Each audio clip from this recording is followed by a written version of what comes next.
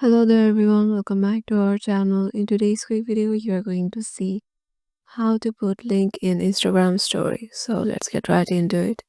To do that, head over to your Instagram application. Once you're there, make sure you have logged in into your desired account and then tap on your story on the upper left corner.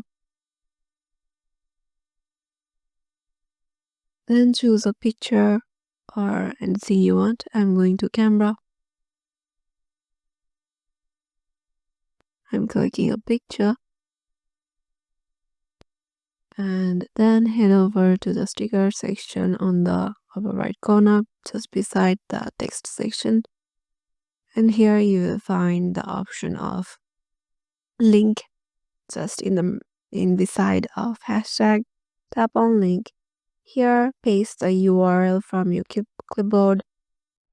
So here you can customize your stickers text like what you want to be shown.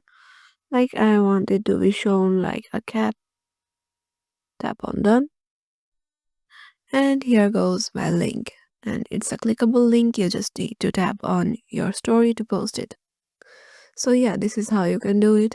Hope this video helped you out and we'll see you in the next video.